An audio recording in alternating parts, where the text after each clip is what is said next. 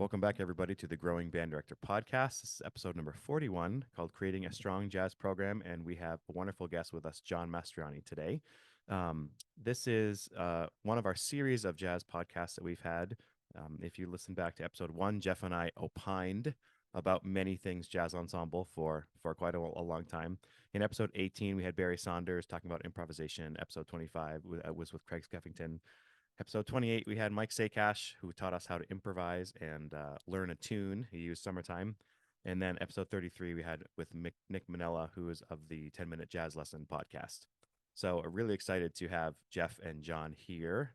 John, how you doing today? I'm doing well, thank you.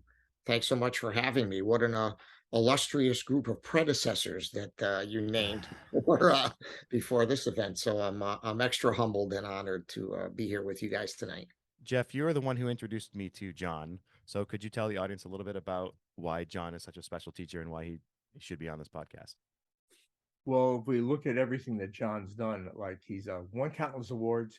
He was the 2014 Connecticut Teacher of the Year, the 2021 UConn Undergraduate Faculty Mentor of the Year, a three-time Grammy-nominated teacher. He is also presently the Assistant Professor of Residence of Jazz Studies at UConn, the Associate Head of Undergraduate Studies, and he'll be also your 2023 Maine All-State Honors Jazz Band. I got to meet John many years ago in the 80s when John was student teaching. And I've had the luxury of watching John teach so many groups. I remember he first started at Bridgeport Central High School as the band director there, and he built that into a huge program. Then he went to New Canaan High School, and he did the same thing there. And then he went to Hall High School and did a fabulous job. And then he went to Canton for a short period of time before he retired from public school teaching, then to UConn. Every program that John's touched has improved dramatically, but more importantly, many of my students studied in his summer improvisational camp in Stanford for, I think it was like 20 some odd years. And every summer I sent a group of kids there, and I knew when they came back, they were a better person and a better musician because of John and the other folks that were there. So, John, you feeling better about yourself now? Now that we Wow, pumped I'll you tell up? you. And Jeff has always said about you that one of the reasons you were successful, among many other things, is that you believed in a really well balanced program where there was a strong jazz program, but it didn't overtake everything else. So I know that's going to be a topic of our discussion today. Could you start with maybe some of your history? I know Jeff gave a lot of it. You don't have as much history as Jeff, but none of us have as much history as Jeff. And that was for a laugh, yeah. So can you tell us a little bit about your history, but also about your philosophy of how you decided to build those programs and start those programs and things like that? Okay. Well, thank you, Jeff. I don't know if I can live up to that introduction, but so yeah, I've had, an interesting teaching career to say the least, but a very fruitful one. And thankfully have some good longevity in this profession. I'm a first-year teacher this year, for the 41st time. So That's awesome. and That's awesome. that's the way I approach really every year and anywhere I am. My high school band director, God rest his soul, my Mr. M, he told me before I was about to become a teacher, he said, now listen, he said, you make sure that you teach for 35 years. Don't teach the same year 35 times. So if it's one thing I learned, it's that, you kind of have to make adjustments depending on where you are. So I started out in the inner city in the high school that I went to. So talk about bizarre. So 4 years after I left, I walked into the high school, and the supervisor said, who was my high school band director, said, well, the guy who's at the high school is kind of having like a nervous breakdown. He said, would you like to be the high school band director? And of course it was, what did you just say? And I mean, I didn't really know squat about marching band as much as I should, and when you're a first year teacher, well, most of us don't realize that it's okay not to know everything. It's impossible to not know everything. So I started out, and the program had 27 kids in it.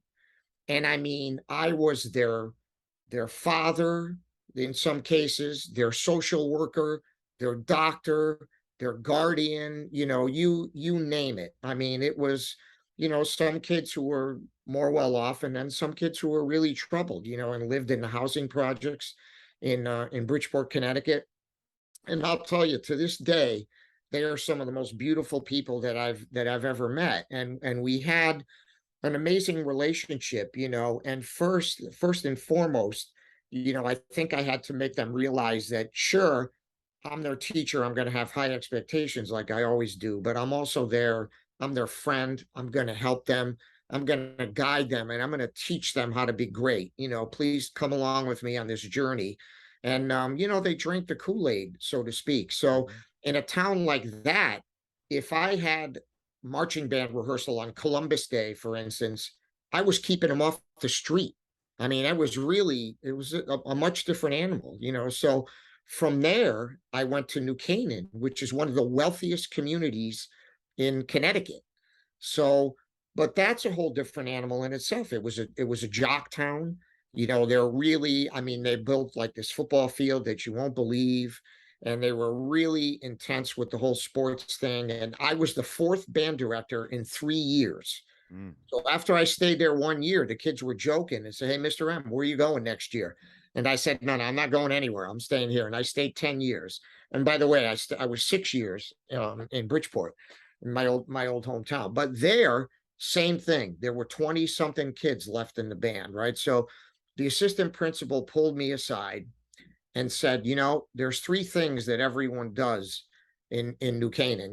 They all play interscholastic sports. They all do Walter Schock, this big dance company, and most of them are in AP honors classes, and they're all going to go to all these. He says, if you don't mess with those things, you can have a successful program. So, I think this is a lesson too, especially for young teachers, like, sure, we all think this is the most important thing there is, like, right? Every teacher should think that about their subject. But, my ego is not as such, thank goodness, where I'm like, oh, really? Oh, forget it. I can't stand this. So I worked within the parameters of what was given to me. And 10 years later, there were almost 200 kids in the band. Amazing. I had a good majority of the school in the band. And you talk about adjusting to your surroundings. Jeff will especially appreciate this as a clarinetist. But so there were these two kids that they weren't on the basketball team in the band. So they said, "Mr. M, we'll get there as fast as we can." It was like a playoff game or something. And we had like our spring concert at 8 o'clock. They come running like maniacs. It's like 2 minutes to 8. And they're in their basketball uniforms and, and all that. We're like, we're so sorry. We'll go change right now. But I said, wait. No. I said, wait a minute, just stay right here. They had their clarinets, they had their music. I said, I'll tell you what. I said, I want you to walk onto the stage just like that.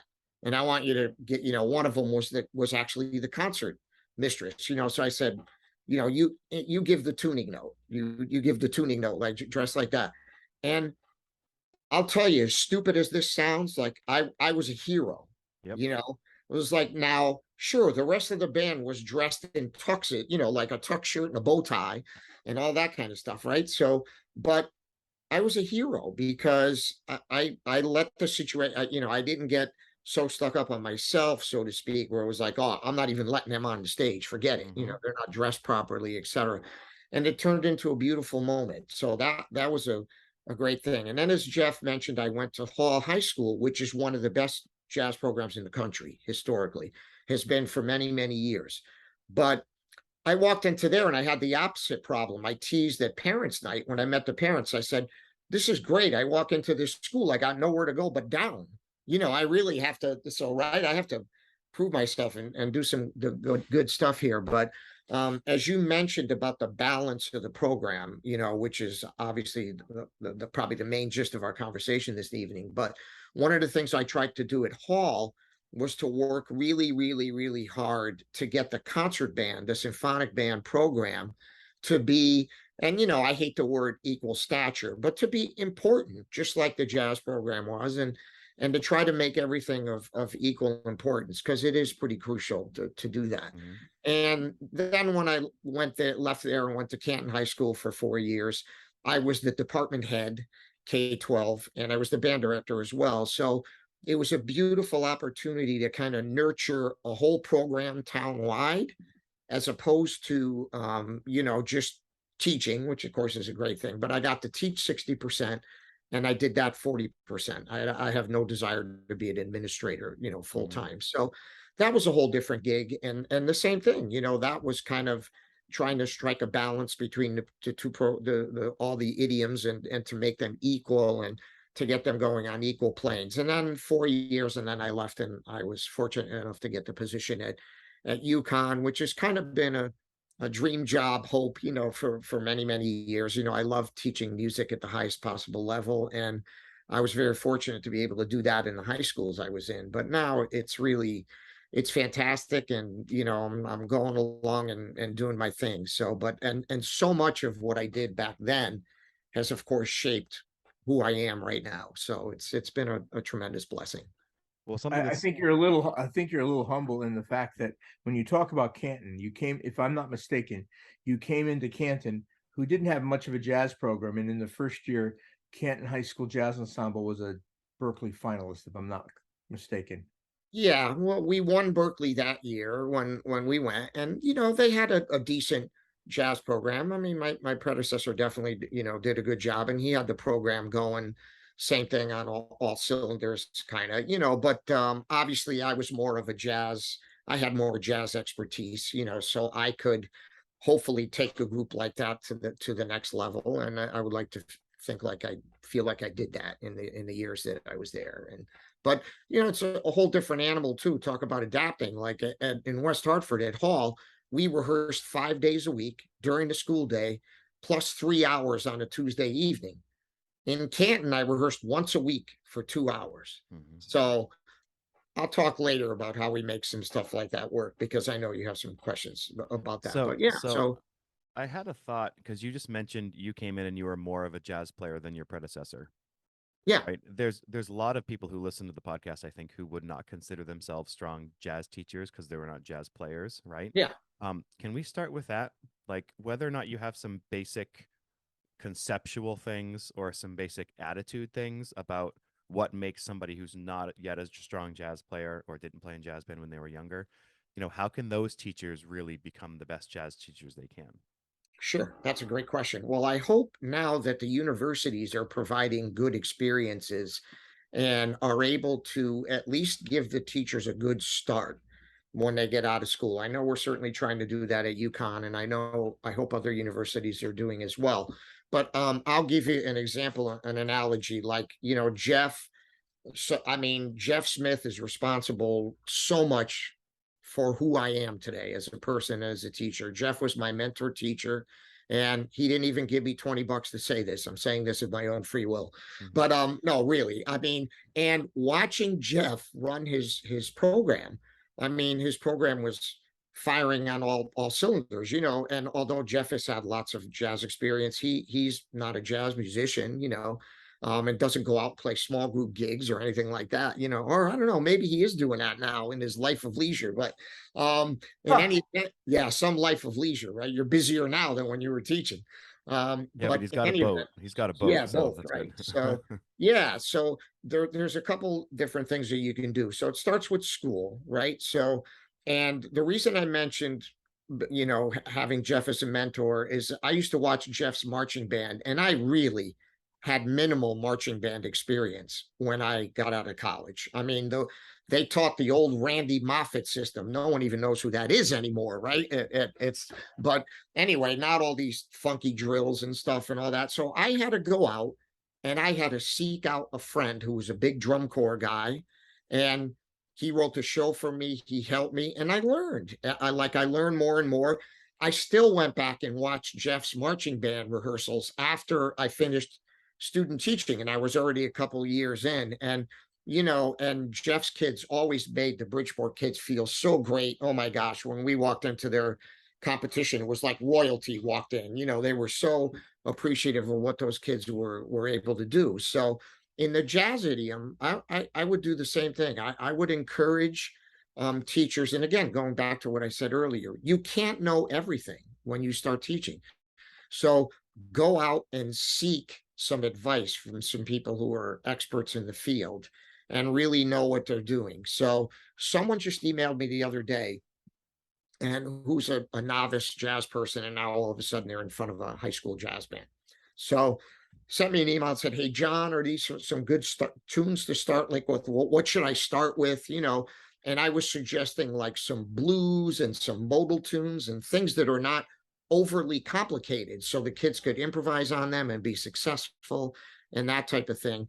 And then the other thing is there are so many resources this day and age, right? Between the Jamie Aebersold stuff and you know, iReal Pro and all of these, just learnjazzstandards.com. It goes on and on and on, where people can get up and they can do it, you know, like it's really amazing. So I love to teach classes and workshops, and I did it at the CMEA festival last year, like a workshop, like anyone can improvise, you know, beginning improvising for anybody who's never done it before, because that's the scariest thing.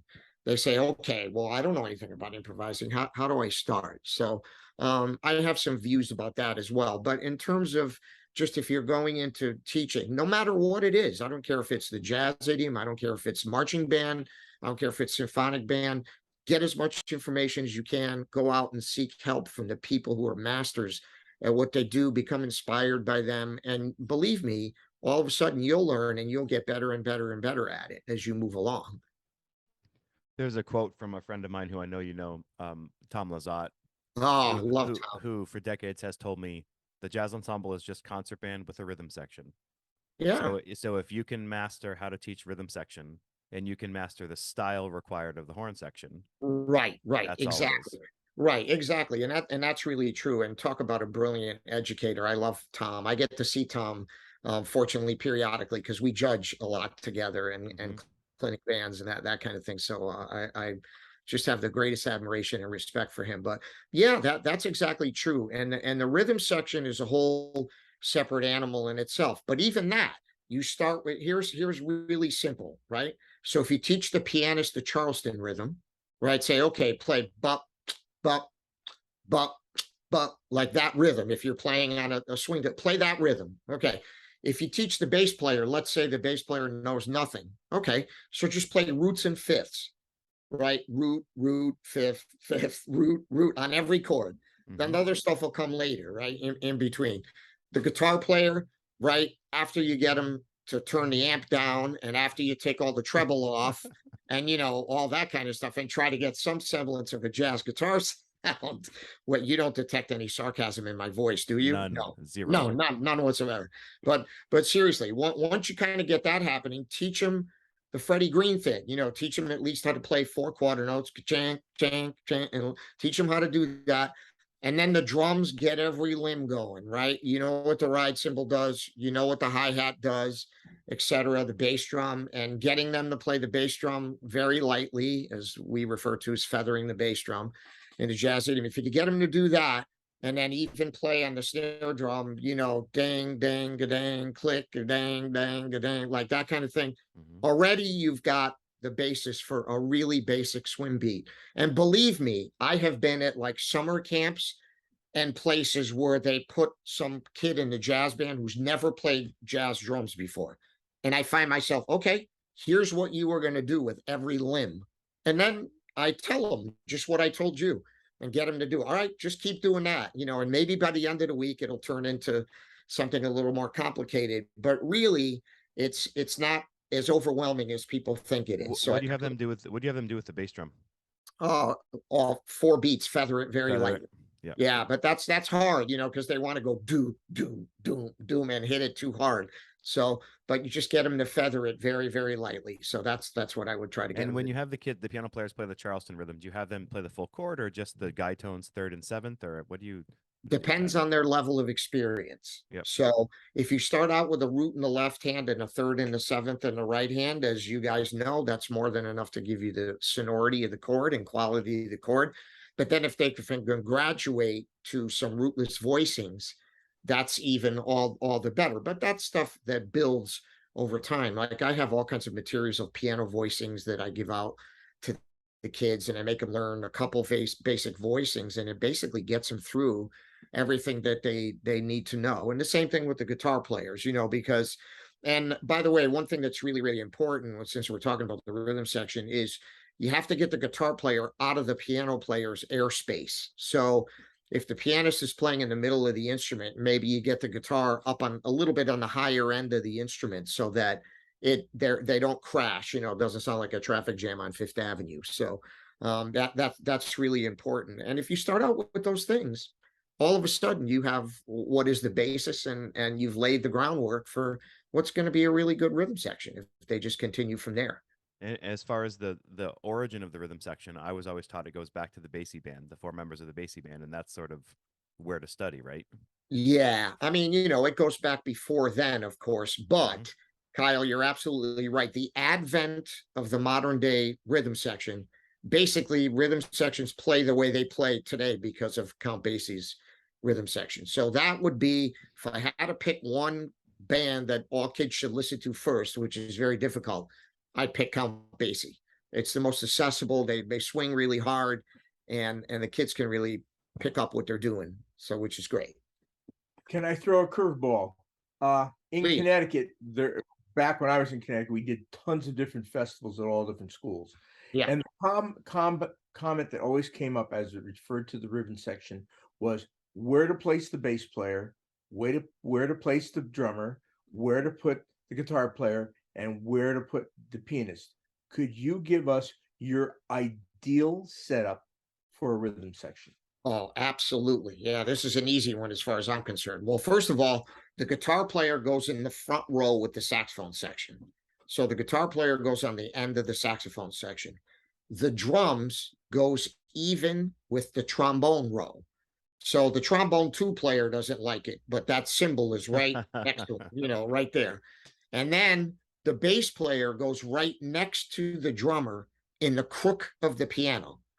So that's my ideal setup for a rhythm section. And a couple pet peeves: I cannot stand when the drums are like behind the trumpets or like even farther back than the trumpet roll. And then worse than that, people put the bass player behind the drummer. So it's like he's in a different, they have to be able to communicate musically, visually. So they have to be able to see each other. So I'm insistent, and then Kyle, you'll probably notice this in 2 minutes when I come up there, that I will make sure that the rhythm section sets up like that, and I never let them do it any other way. And to me, that maximizes their performance. Well, we will ensure that happens before you really have to say anything. Thank you. Since you're a graduate, your undergraduate degree was the University of Bridgeport.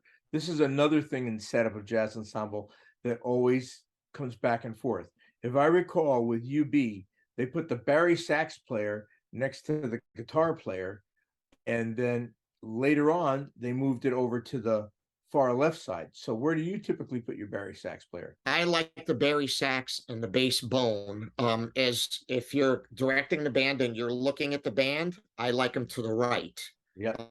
Yeah, the bass bone. So I like it for a couple different reasons, because I like the stereo of the bass player being with the rhythm section, and sometimes the left hand of the piano, and then the bari and the bass bone. It kind of creates a nice sound in the band. And remember that a lot of the impetus from that comes from the fact that the jazz tenor chair, you want to put the first player on that end so they're closest to the rhythm section. That's usually, not always, but it's the strongest jazz player in the band. So they're playing that lead tenor chair. Right. And I like the brass section, again, as I'm staring at the band, as if I was directing, if I'm staring the band, I like the trumpets and trombones to go 2, 1, 3, 4. So that's the order. So the lead players are lined up in the middle for obvious reasons. The lead alto's in the middle of the section, and the lead trumpet is behind that. But as you're looking at them from left to right, they go 2, 1, 3, 4. To me, I like that, the way the band sounds the best that way. And I still set up my jazz ensemble like that. So when you have stylistically, so you got jazz band set up and they're really going strong. And now it's concert band time. And those same horn players are in concert band, and you're conducting, going along, and they start swinging the eighths in concert band on a Sousa march. We'll just take, for example, and I know how you'll deal with it, but getting them to understand that there's different styles. So I take you as an example. You've played with the Hartford Symphony Orchestra. You've played at the Bushnell in pit orchestras and pit orchestras all over. You've played down in New York all over the place. So you play every different style. Do you have trouble getting kids that think they are, in quote, jazzers in high school to understand that they need to be a much more versatile player to understand all styles?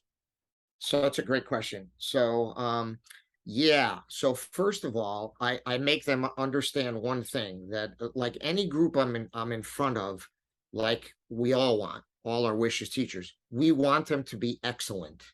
Students crave excellence, and they will gravitate towards something that's excellent. And they will make concessions and give up things and go the extra mile, because that is cool. That is a great sounding group. They're really doing the right thing. So I operate basically by that principle. And now being a college professor, right, my kind of job has shifted from getting students to be college ready to now get students to be career ready. So that's my job, right? I mean, so if you're in my saxophone studio, you are not walking out of UConn without playing some classical repertoire and without learning how to double. You're not, because I said, you want to know what? All right, I played Jelly's Last Jam over the weekend. Jeff, you would have loved these clarinet parts, but I said, you know what I played? I played alto, soprano, clarinet, and flute. That's what I had to. That's what I had to bring with me, right? So you mentioned the Bushnell. I'm playing Mean Girls next week at the Bushnell. So I'm playing alto, soprano, clarinet, flute, and piccolo. You know, and then sometimes I walk somewhere and I could just have an alto. So that versatility is absolutely essential. And even for a high school student, like, you realize this is a great experience for you to be playing a Sousa march and then go into jazz ensemble and play a Basie chart or play whatever. I mean, you are just making yourself more rounded, well-rounded as a musician, and it's widening and broadening your perspectives and your experience. So I think those are crucial things. So do you think a high school kid should specialize in jazz ensemble or contraband, or just as you said, be broader in breadth of their playing skills?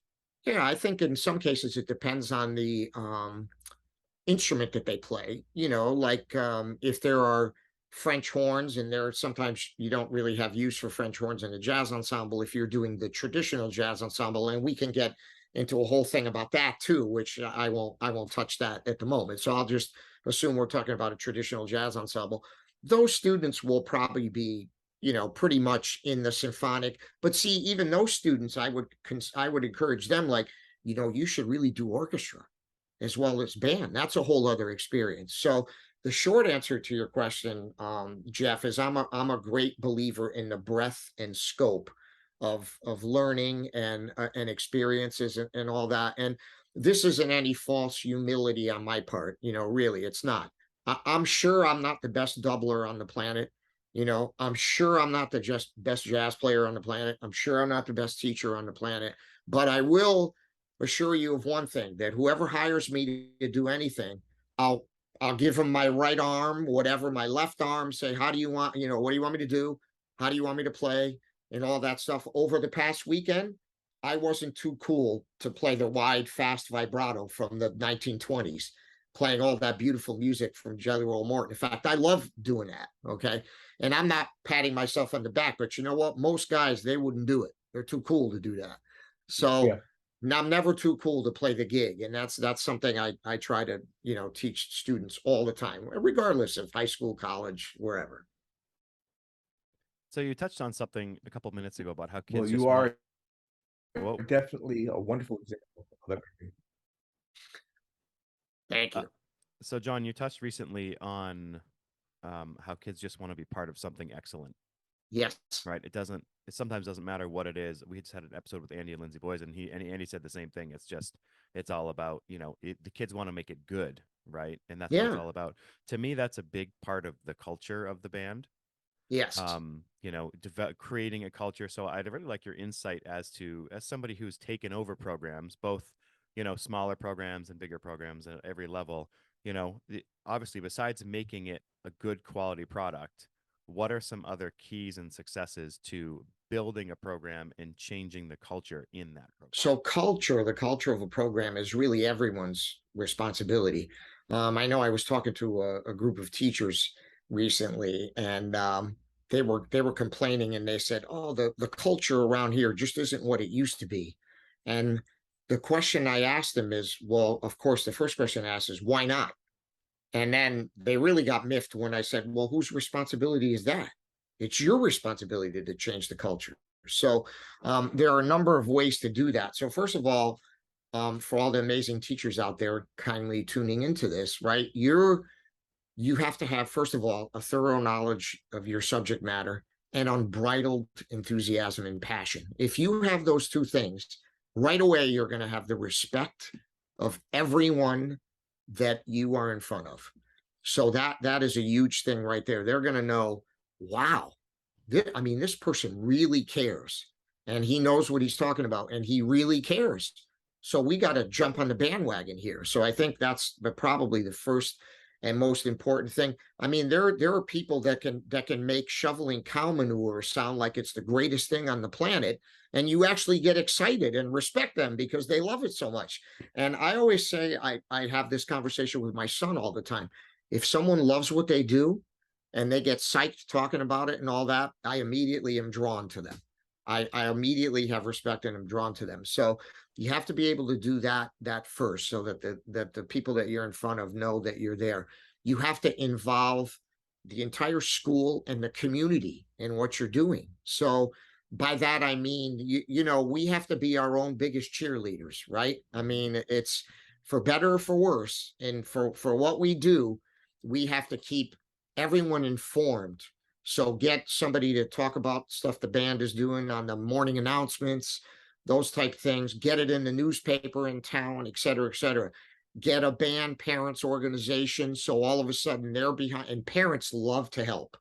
They love to help. And God knows, Jeff, you had an army of band parents when you ran your cavalcade. I mean, I didn't think there were anyone left in any houses in Norwalk when you had the cavalcade, because everyone was either selling burgers, giving out hot chocolate, or, carrying aux percussion equipment onto the field. You know what I mean? So when you have all of that, it's like complete 100% immersion. So here's something I used to do all the time. Early in the year, I did a here's where we are now night for the parents.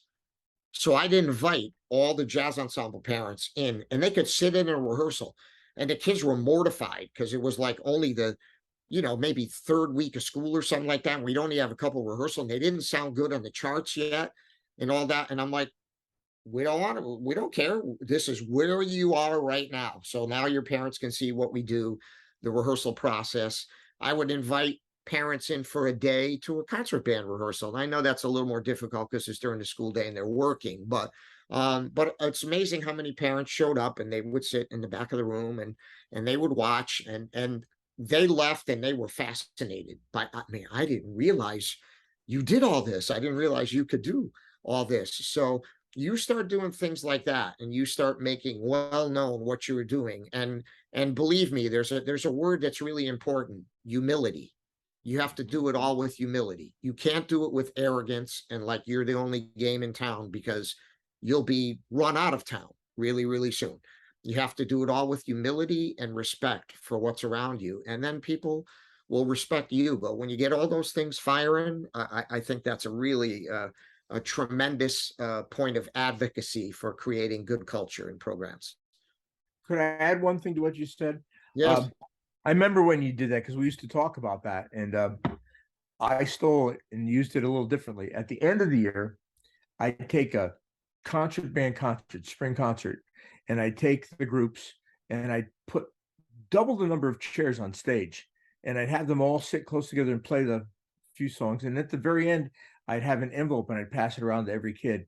And I said, now everybody who has a child on the stage, you are to come up and sit next to your child, and we're going to sight read this piece the first time through. and did that. And that the kids were like madder than a deuce at me at first, but then they came to realize and said, my mom and dad said a lot of times they didn't know I could read that well and play that well. Sure. And I think that was the purpose of it, is to show your parents that all these years you've been working, that these are the skills you've acquired. And you don't, like at home, a lot of kids practice what they can play. They don't do that thing where they practice what they can't play. And Right. then the ones who practice what they can't play, the parents are saying, Susie or Johnny sound a little terrible at home. And I said, good, good, good, good. Because when terrible starts sounding good, then they accomplish what they were supposed to be practicing at home. Of So course. I think your idea is a fabulous idea where we are early in the year. That's a wonderful idea, because that gets people to say, this is where we are, and then to follow it up at the end of the year, and this is where we've come and Yeah. how we've gotten there. That's another Right. way of showing parents how much their kids grew in the program, and say, and it's all because of your support that we're here. Right. And, I hope everybody out there understands the townies like to talk. So they're going to go. And that now all of a sudden, their friends have little Johnny, who's 4 years old, and whoever. Now they're talking about what instruments they're going to play already. Oh my God, you should see what's going on in the school, right? And all that. And one thing that I didn't mention before, Kyle, when you were, speaking about a well-rounded program, and is I think it's important that each group has a strong identity. So and here's an example. One of the things I did at Hall High School, when I said there's this world-renowned jazz program, right? So I started taking the symphonic band on trips as well. I brought them to Disney World, to play in Festival Disney.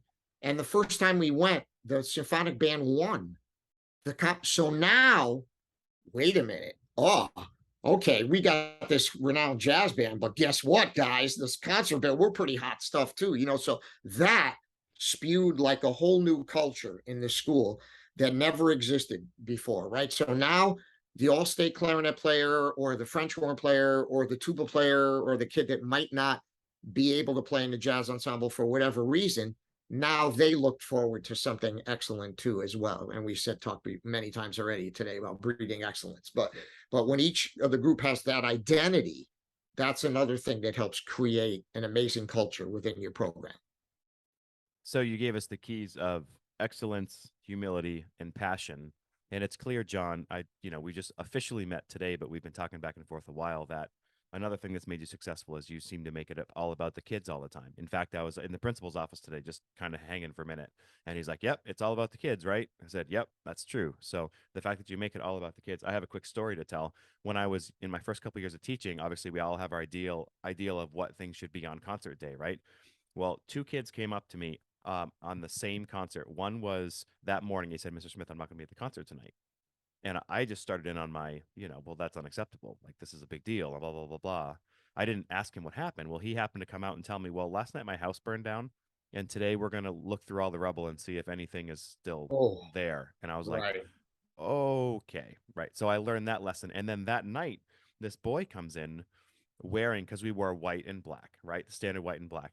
Yeah. He was wearing a white tank top, like an undershirt tank top, and he had painted with body paint white as a complete long sleeve shirt on it, and he had painted a black tie. And I at first was extremely mortified. He walks in and he's wearing black jeans or whatever, and and he said, "Mr. Smith, before you say anything, you have to know it was this or it was nothing." And then it hit me right away that this boy spent hours getting that, because that's all he had. Sure. And Yep. then if I saw that right away, I would praise that boy right away. And I would, when I was younger, it was the other way. I had to learn that there's a standard and excellent, but as long as you center it around the kids and you acknowledge the effort they're making, that's a big Right. deal. Right. Well, that's why you're a cool dude. That was like kind of a good analogy to my basketball story, with the kids coming on stage in their basketball uniform. That's what They're made like, me think of wow, it. Yeah. Mr. Smith is really cool. Yeah, he gets it. Sometimes things aren't always black and white. There's a lot of gray out there, and he really cares about us on a deeper level beyond what this group is going to sound like. So that's And cool. I think like I know you learned it in Bridgeport. I know I learned it in Norwalk, and I know Kyle's learned it in Westbrook, that we come through kids that have varied backgrounds, and we as the teacher need to know their background so that we can make a fair evaluation and an adjustment for the kids with the needs that they have or the needs that they don't have and they need to find. And I think that's something that, as you pointed out before, when you're talking to those teachers saying it's up to you to change the culture, but you as the teacher have to know what the culture is. No doubt. You know what the needs are of your kids, because you can have a kid that lives in New Canaan where the per capita income is $250,000 a year, and you could have a kid living in that same town where parents are day laborers living on the border of Norwalk and don't have two pennies to rub together, but that kid wants to play an instrument just as bad or more than some of the kids. Because it's all they have. Yeah, Right. and so that's their life, is playing that horn. Mhm. And Sometimes, yeah, no, that's totally true. And you brought up a story. Sometimes it's weird. We do these things and we don't realize how it hits someone, right? So when I became Connecticut Teacher of the Year, I had all this writing to do. You know, you had like pages and pages and pages of writing about teaching. But I had made a comment about I never patted myself on the back for how many kids I had in Allstate or anything like that, or who became a fabulous player. Still to this day, I never pat myself. You know what I pat myself on the back for? Is the kid who's sitting in the back last chair trumpet or something like that, who stayed in band for all 4 years. And now he sends me messages on Facebook and says, "Hey, Mr. M, my kid is playing trumpet now, just like I did." And like, sometimes, you know what? There you go. So, and I often say, you know, I probably have a different definition of success than most people, but you know, I think success is waking up excited and going home fulfilled.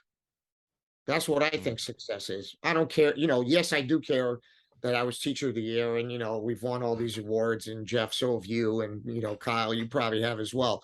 That's great.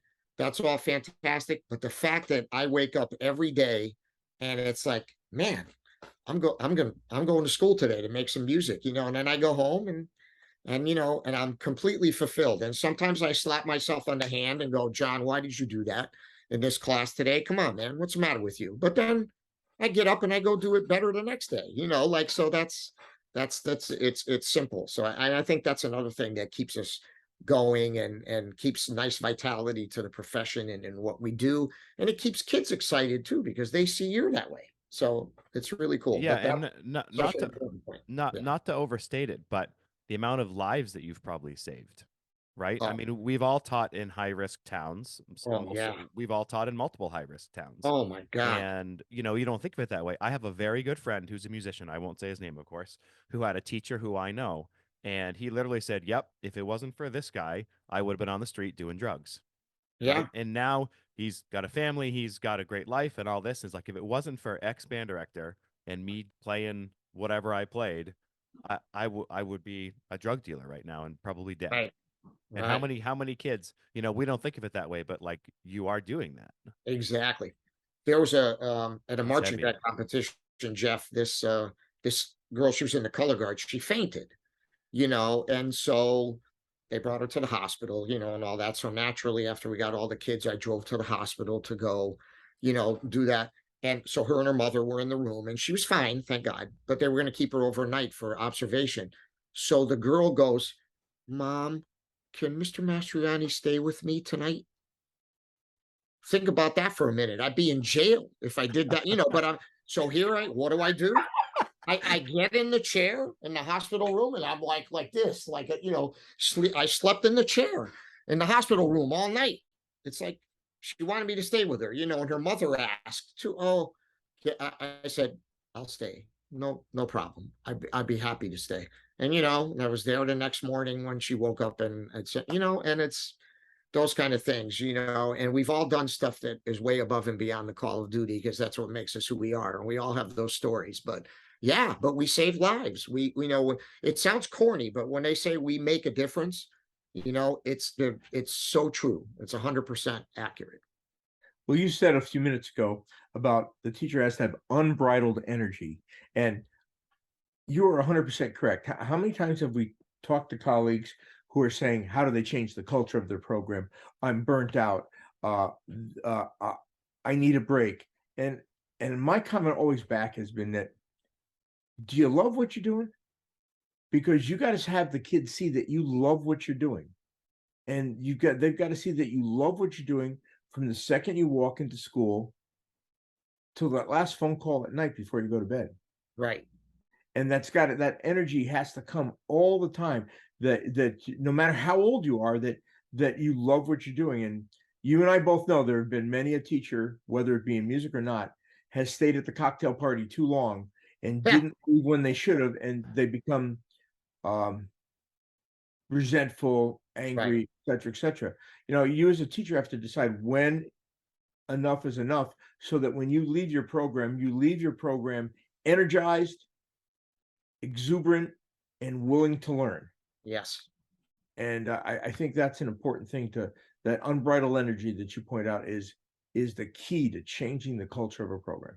Yeah. Here. Yeah, no question about it. We all should remember, right? The kids can read us like a book. Mm-hmm. Not only can they read us like a book, but they can read us like a book in a millisecond. So if you're not on your game, we're on stage. Here we go. Curtains open. Let's go. So they will read you like a book, and that'll be it. They'll turn you off just like a light switch if you don't do exactly what you're describing, Jeff. So yes. So here's something you taught me back in the 80s, not to date us, but back in the 80s, my friend. And that was teaching a novice to improvise. Could you give us some insight into teaching a novice to improvise, please? Absolutely. So wow, have I gone full circle with this as an educator? I really have. Like, I used to be at jazz camp, and I'd be like, okay, today we're going to learn our Mixolydian scales. They go with dominant 7 chords. And then today we're going to be, so, I don't think I've used the term Mixolydian in 20 years. So to give you an example, like, I don't know, now I think as I get older, like I operate, the famous KISS principle, keep it stupid simple, right? So I like to just keep things as simple. Like, I don't call them Mixolydian scales. I call them dominant 7 chord scales. You just make the 7th note lower, etc. So just as a precursor. So I used to, like everyone else, and I'm not saying that I don't do this, but I used to kind of put a blues scale in front of kids and just say, close your eyes, forget about what chords are. Don't worry about it.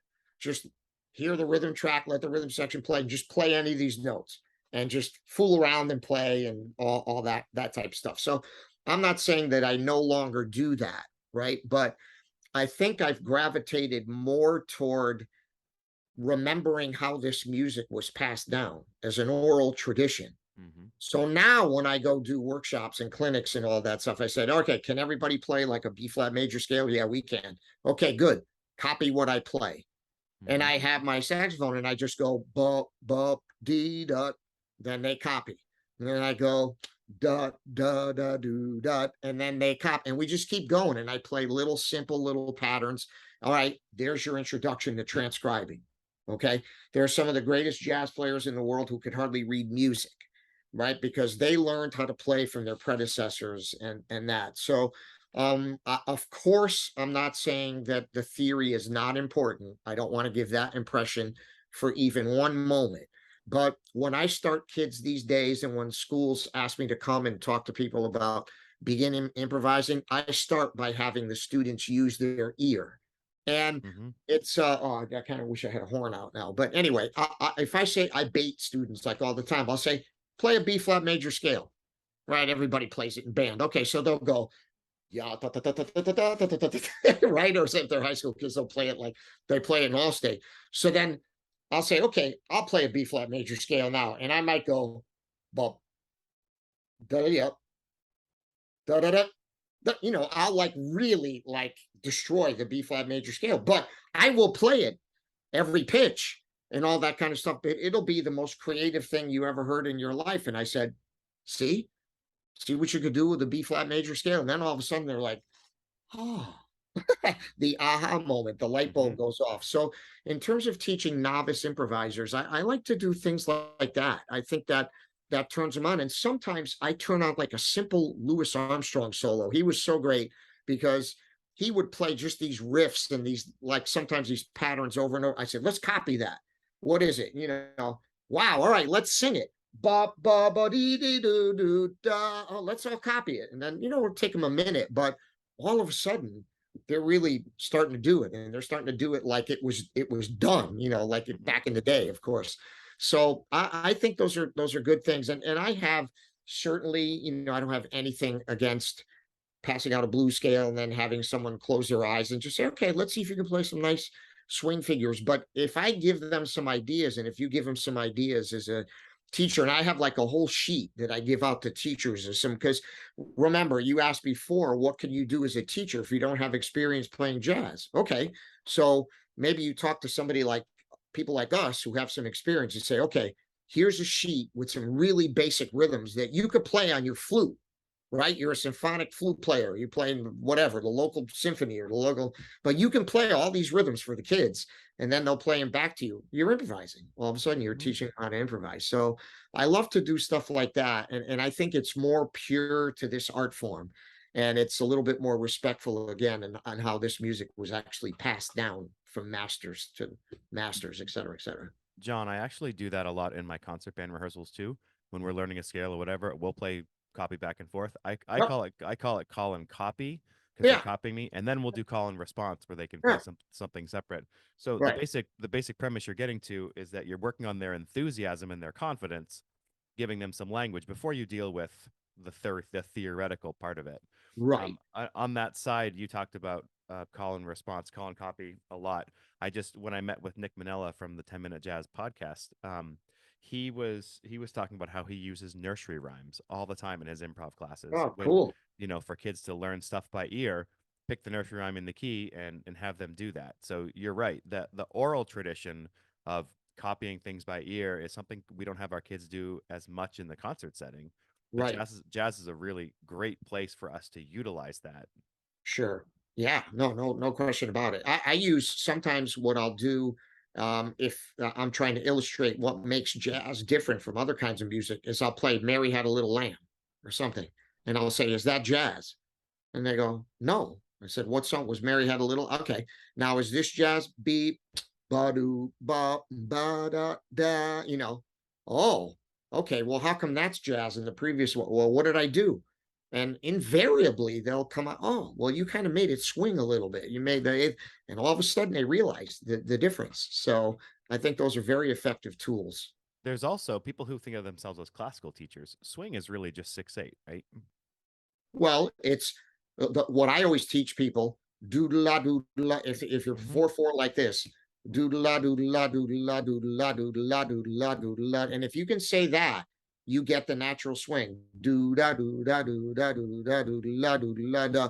And you have to be careful. Too many times I see people with dotted 8th, 16th written on the board. Yeah. And of course, you have to correct them. That's like a disaster, So it's not like that at all. It's the underlying triplet feel. And again, we can thank Basie for that, especially on his slower tunes and that kind of thing. But anyway, so and the only thing that really makes that not swing is if they separate the notes, right? So as long as the notes stay connected, right, and they play with that.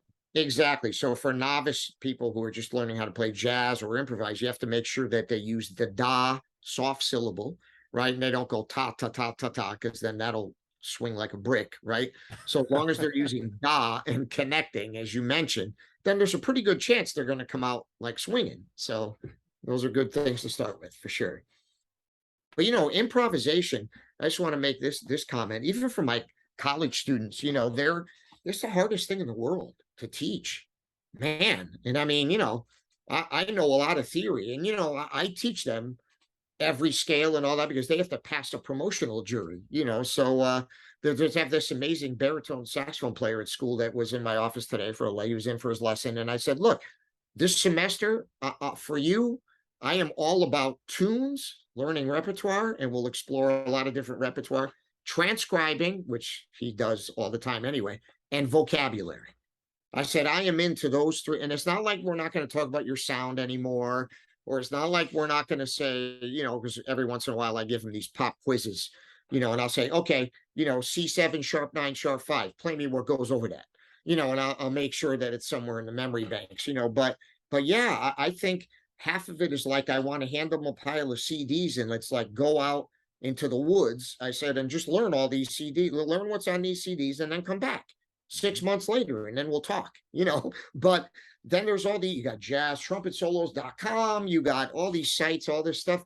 So if you don't use those resources, it's kind of silly, right? But it really is, to me, that balancing act of both of those things. And I think both are needed to be successful in improvising and playing jazz. Yeah, there's another scale that was introduced to me a long time ago called the Bebop Scale. Yep. So I'm going to sound ignorant here. No, not at all. Are there there's multiple Bebop scales? Because I was taught one that's a major scale, but it has the flat 7 and the major 7. Yes. I was also taught one that has a major scale, but it's the flat 6 and the major 6. Exactly. Right. So the two most common. You're not ignorant at all, Kyle. You got the two most common down, right? So one of the things that you have to do, right? So when you start to teach young jazz players scales and all that, you have to make them understand the concept kind of tension and release. So you have to teach them how to play the wrong notes.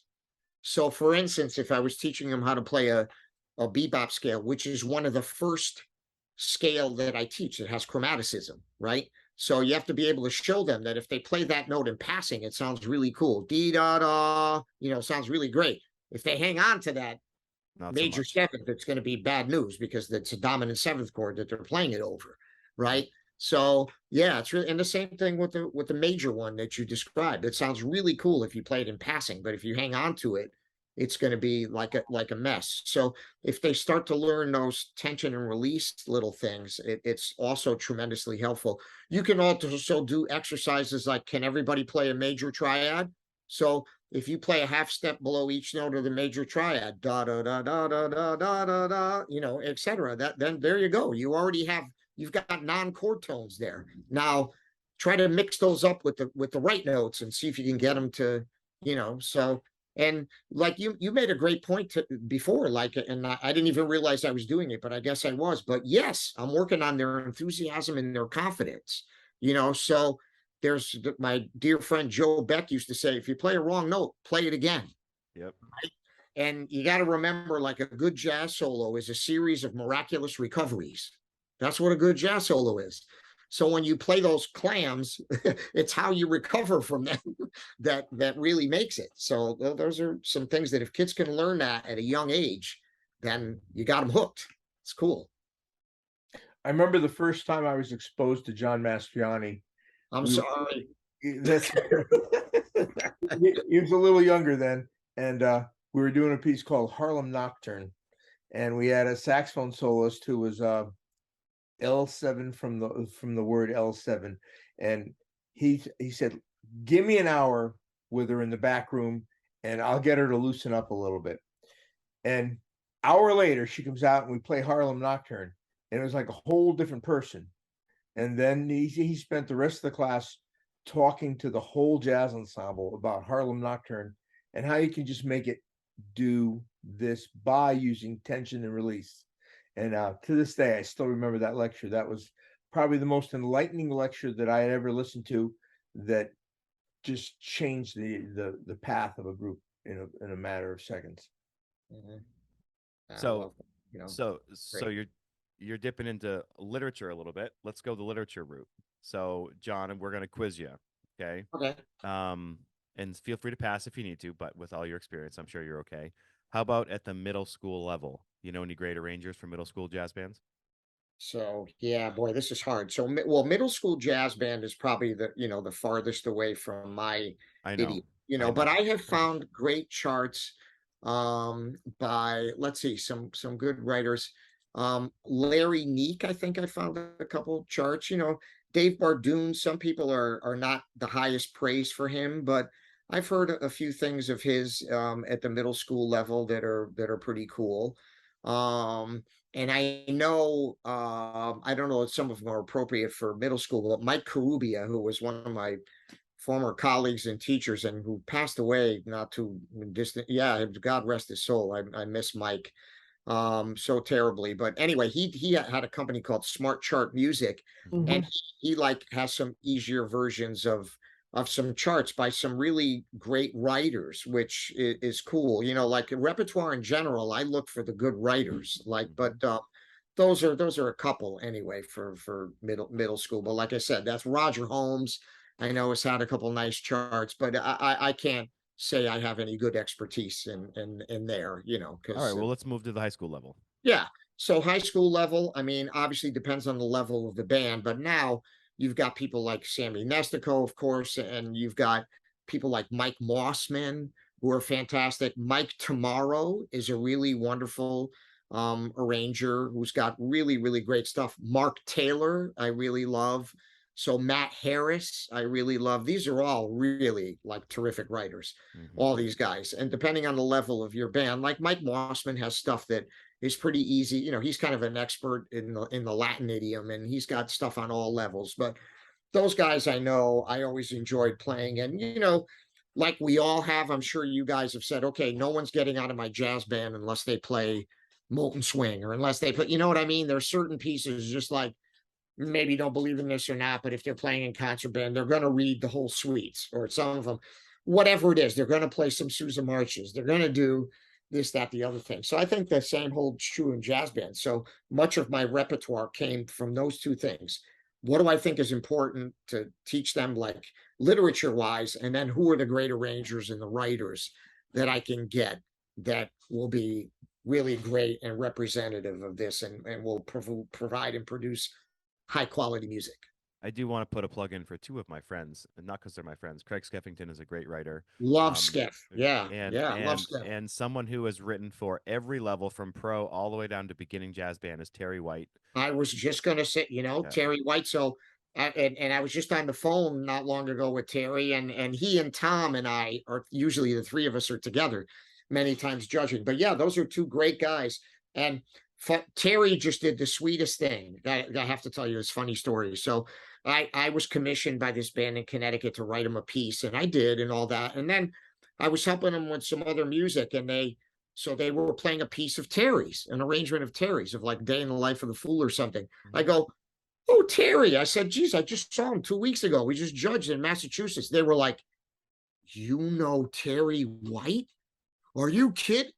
They were like, it was like I knew God or something. So you know what I did? I picked up the phone and I called them and I put them on speaker. And I said, "Hey, Terry," it's John. I said, "I'm here with a high school band from blah, blah, blah, and they're playing your chart.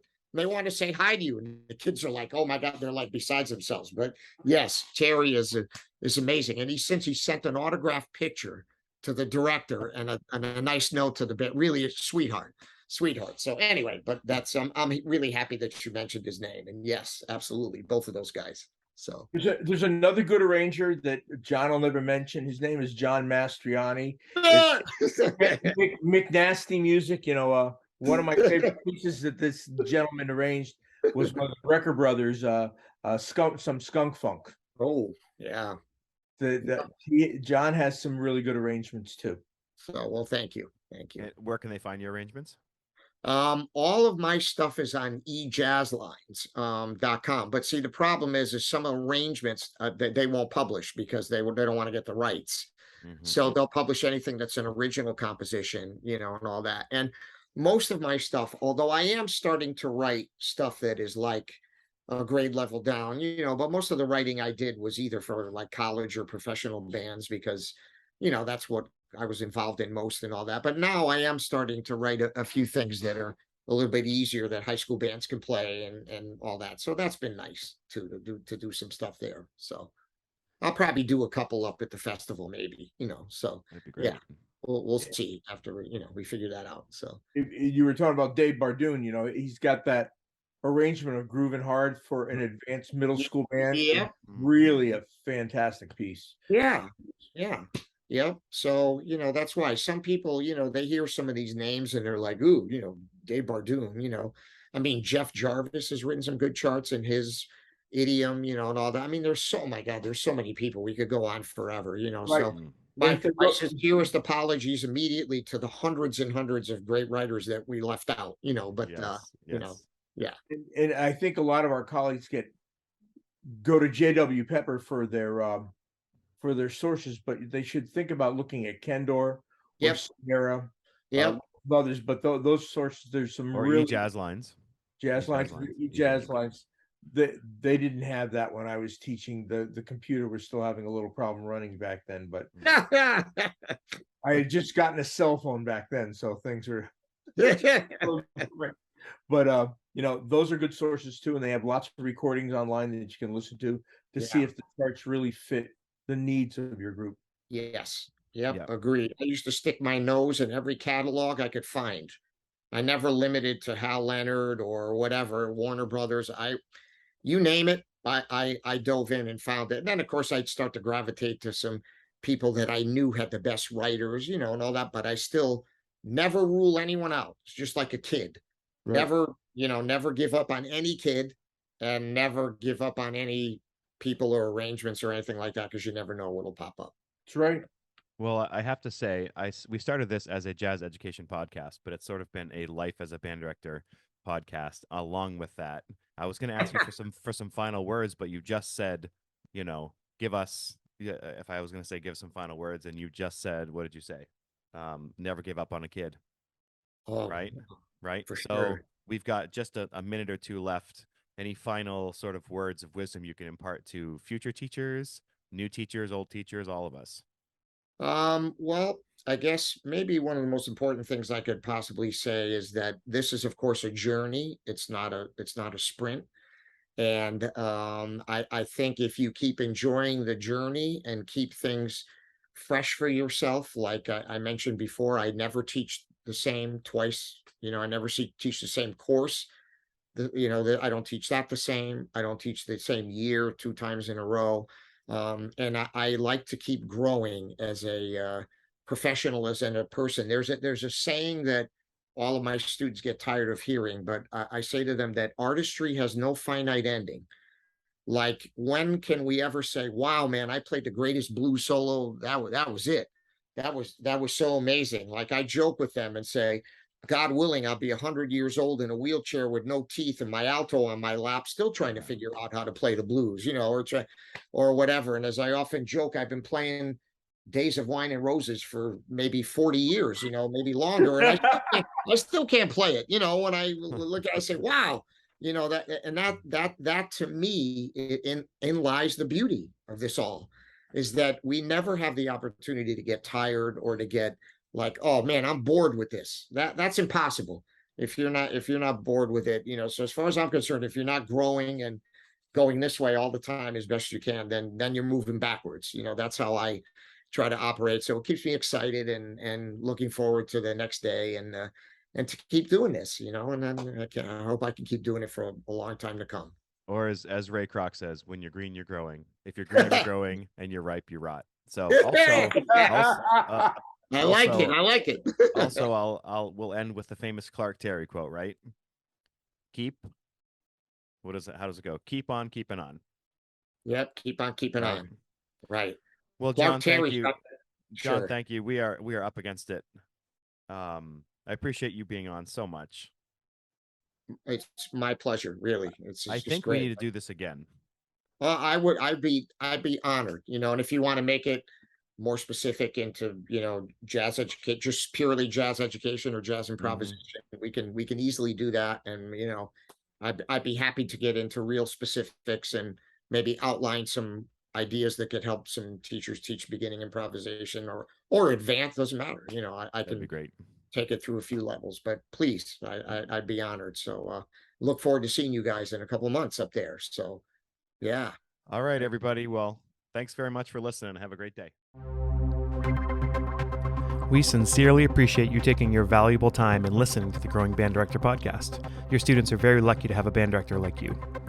If you have any suggestions for episode topics or think you have an area of expertise to share on a show with us, please reach out. If you enjoyed this episode, don't forget to subscribe. And if you want to help spread the word, please give us a 5-star review and tell your band director friends to subscribe as well. We're available on Apple Podcasts, Spotify, our YouTube channel, and wherever you listen to podcasts. Thanks for listening to The Growing Band Director. See you next week.